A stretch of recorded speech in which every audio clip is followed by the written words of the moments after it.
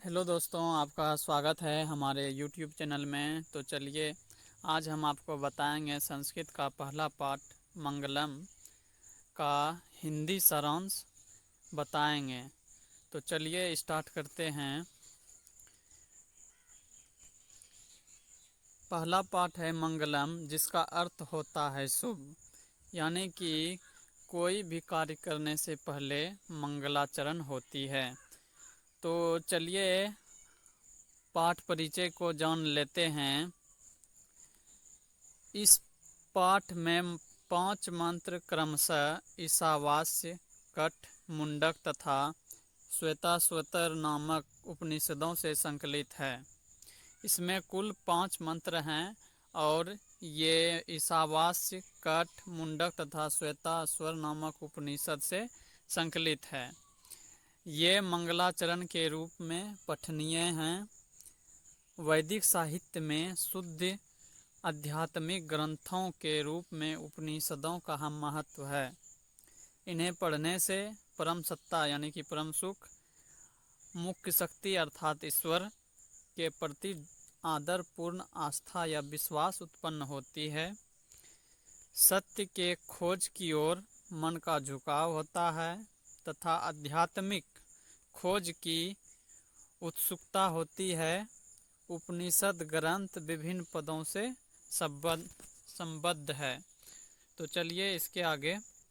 उपनिषद वैदिक माण्डस्य अंतिम भागे दर्शन शास्त्रस्य परमात्मनः महिमा प्रधानतया गीयते। तेन परमात्मना जगत व्याप अनुशासितं चास्ति, स एव सर्वेषां तपसां परमं लक्ष्यम्। अस्मिन् पाठे परमात्मपरा उपनिषदां पद्यात्मकाः पंच मंत्रा संकलिता सन्ति। तो चलिए इसके अर्थ को जान लेते हैं। इसका अर्थ है उपनिषद वैदिक साहित्य के अंतिम भाग में दार्शनिक सिद्धांत को प्रकट करते हैं। सब जगह श्रेष्ठ पुरुष परमात्मा की महिमा का प्रधान रूप से गायन हुआ है। उसी परमात्मा से सारा संसार परिपूर्ण और अनुशासित है। सबों की तपस्या का लक्ष्य उसी को प्राप्त करना है। इस पाठ में उस परमात्मा की प्राप्ति हेतु उपनिषद के 5 मंत्र श्लोक के रूप में संकलित हैं। तो चलिए इसके श्लोक को जानते हैं। पहला श्लोक है हिरण्मयेन पात्रेण सत्यास अपि हितं मुखम तत्वं पुसुन्नपावृणु सतधर्माय दृष्टये। इसका अर्थ है, हे प्रभु, सत्य का मुख सोने जैसे आवरण से ढका हुआ है। सत्य धर्म की प्राप्ति के लिए उस आवरण को हटा दें। यानी कि इसके कहने का अर्थ है, यानी कि सत्य का जो मुख है उस सोने जैसे आवरण से ढका हुआ है। यानी कि आप लोग जानते होंगे गांव समाज में अगर यदि कोई व्यक्ति सच बोल रहा होता है तो उसको कुछ पैसे दे करके मुंह बंद कर दिया जाता है। वही चीज़ यहाँ कह रहा है, यानी कि सत्य का मुख जो है उस सोना जैसे आवरण से ढका हुआ है। तो सत्य धर्म की प्राप्ति के लिए बोल रहा है उस आवरण को हटा दें। तो चलिए इसके व्याख्या को जान लेते हैं। व्याख्या है, प्रस्तुत श्लोक ईशावास्य उपनिषद से संकलित है। यानी कि यह श्लोक ईशावास्य उपनिषद से संकलित है तथा मंगलम पाठ से उद्धत है। यानी कि यह जो श्लोक है यह मंगलम पाठ से उद्धत है। इसमें सत्य के विषय में कहा गया है कि संसारिक मोह माया के कारण विद्वान भी उस सत्य की प्राप्ति नहीं कर पाते हैं, क्योंकि सांसारिक चकाचौंध में वह सत्य इस प्रकार ढक जाता है कि मनुष्य जीवन भर अनावश्यक भटकता रहता है। इसलिए ईश्वर से प्रार्थना की गई है, हे प्रभु, उस माया से मन को हटा दो ताकि परमपिता परमेश्वर को प्राप्त कर सके। तो चलिए इसके दूसरा श्लोक को जान लेते हैं। है अनोरणीयान महतो महीयान आत्मास जंतुर्निहितो गुहायाम तम क्रतु पश्यति वित्त शोको धातु प्रसादात महिमात्मना।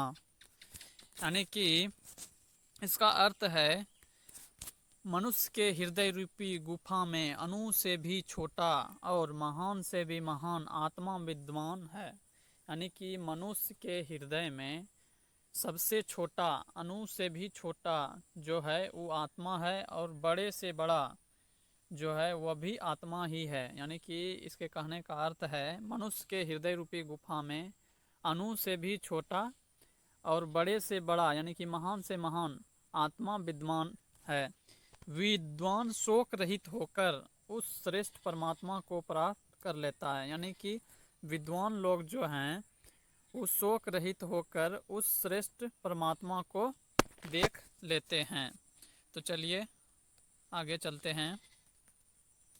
है प्रस्तुत श्लोक कठ उपनिषद से संकलित है तथा मंगल पाठ से उद्धत है।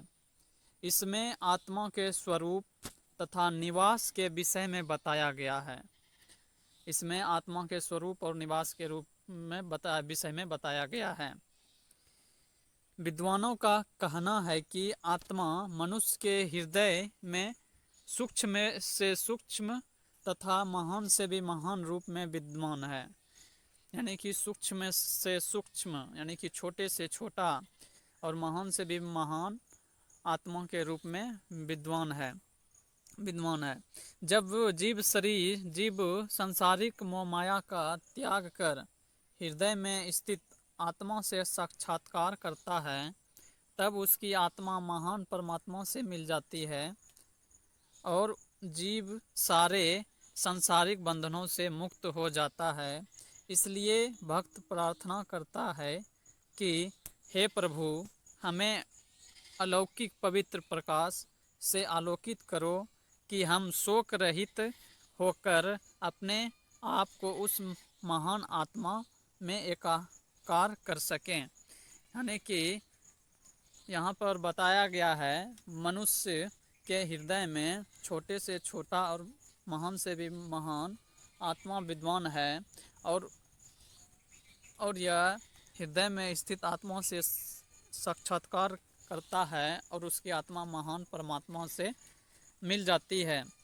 तो भक्त प्रार्थना करता है कि प्रभु, हमें उस प्रकाश से आलोकित करो कि हम शोक रहित होकर उस महान आत्मा को में एकाकार कर सकें। तो चलिए इसके तीसरे श्लोक की ओर बढ़ते हैं।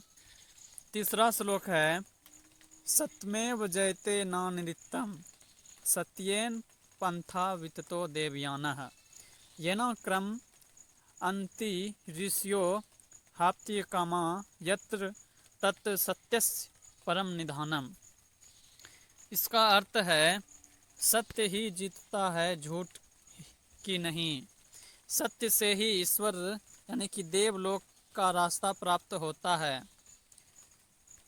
ऋषि लोग देवलोक को प्राप्त करने के लिए उस सत्य को प्राप्त करते हैं जहाँ सत्य का भंडार है। यानी कि यहाँ पर कहते हैं कि सत्य की ही विजय होती है, असत्य की नहीं। चाहे आप कितना भी झूठ बोल लीजिए, अंत में सत्य की ही विजय होती है, और सत्य से ही देवलोक का रास्ता प्राप्त होता है। ऋषि मुनि लोग जो हैं देवलोक को प्राप्त करने के लिए सत्य को प्राप्त करते हैं, और सत्य का जहाँ जो है सत्य का भंडार है। तो चलिए इसके आगे बढ़ते हैं। इसका व्याख्या है प्रस्तुत श्लोक मुंडक उपनिषद से संकलित है तथा मंगलम पाठ से उद्धत है। इसमें सत्य के महत्व पर प्रकाश डाला गया है। इसमें सत्य के महत्व पर प्रकाश डाला गया है। तो चलिए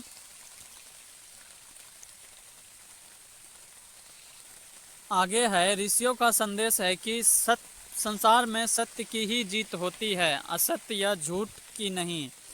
तात्पर्य यह कि ईश्वर की प्राप्ति सत्य की आराधना से होती है, न कि सांसारिक विषय वासनाओं में डूबे रहने से होता है। संसार माया है तथा ईश्वर सत्य है। अतः जीव तक उस सत्य मार्ग का अनुसरण नहीं करता है तब तक वह सांसारिक मोह माया में जकड़ा रहता है। इसलिए उस सत्य की प्राप्ति के लिए जीव को सांसारिक मोह माया से दूर रहने वाला भाव से कर्म करना चाहिए, क्योंकि सिर्फ ईश्वर ही सत्य है, इसके अतिरिक्त सब कुछ असत्य है। तो यहाँ पर सत्य के बारे में बताया गया है। तो चलिए इसके आगे अगला श्लोक की ओर बढ़ते हैं। चौथा श्लोक है, यथा नद्या स्यन्दमाना समुद्रे अस्तम गच्छन्ति नाम रूपे विहाय तथा विद्वान नाम रूपाद विमुक्तः परात्परम पुरुषमुपैति दिव्यम। इसका अर्थ है, जिस प्रकार नदियाँ बहती हुई नाम और रूप को त्याग कर समुद्र में मिल जाती है, उसी प्रकार विद्वान अपने नाम रूप को त्याग कर परम पिता परमेश्वर की प्राप्ति करते हैं। यानी कि इसमें कहते हैं नदी जो है वो नाम और रूप को छोड़कर कहाँ मिलती है, त्याग कर समुद्र में मिल जाती है। तो उसी प्रकार विद्वान लोग जो हैं नाम रूप को छोड़कर परम पिता परमेश्वर को प्राप्त कर लेते हैं, यानी कि ईश्वर को प्राप्त कर लेते हैं। तो चलिए इसके व्याख्या को देख लेते हैं। व्याख्या, प्रस्तुत श्लोक मुंडक उपनिषद से संकलित है, मंगलम पाठ से उद्धत है। इसमें जीव और आत्मा के बीच का संबंध का विवेचन किया गया है। ऋषियों का कहना है कि जिस प्रकार बहती हुई नदियाँ समुद्र में मिल जाती है, उसी प्रकार विद्वान ईश्वर के अलौकिक पवित्र प्रकाश में मिलकर जीव योनि से मुक्त हो जाता है। जीव तभी तक माया जाल में लिपटा रहता है जब उसे आत्मज्ञान नहीं होता है।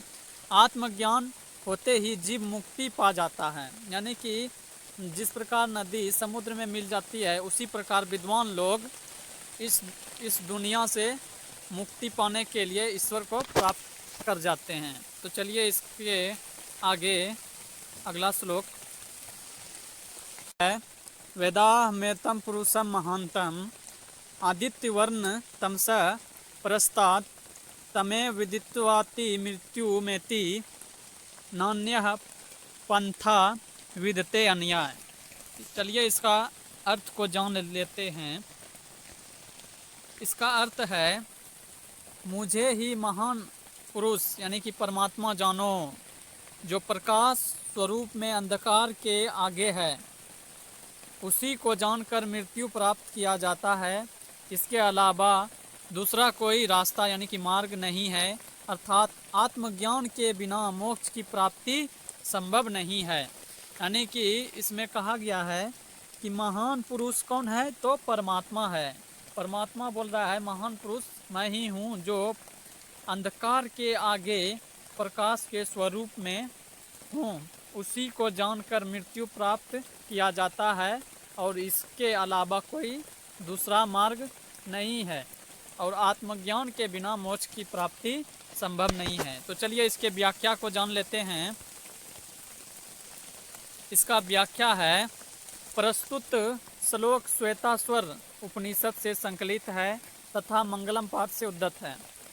इसमें परम पिता परमेश्वर के विषय में कहा गया है। परम पिता इसमें परमेश्वर के बारे में कहा गया है कि ऋषियों का मानना है कि ईश्वर ही प्रकाश का पुंज है। उन्हीं के दिव्य दर्शन, भव्य दर्शन से सारा संसार आलोकित होता है। ज्ञानी लोग उस ईश्वर को जानकर सांसारिक विषय वासनाओं से मुक्ति पाते हैं। इसके अलावा दूसरा कोई रास्ता नहीं है। यानी कि इसमें परमेश्वर के बारे में बताया गया है और ऋषियों का मानना है कि ईश्वर ही प्रकाश का पुंज है और उन्हीं के भव्य दर्शन से सारा संसार आलोकित होता है।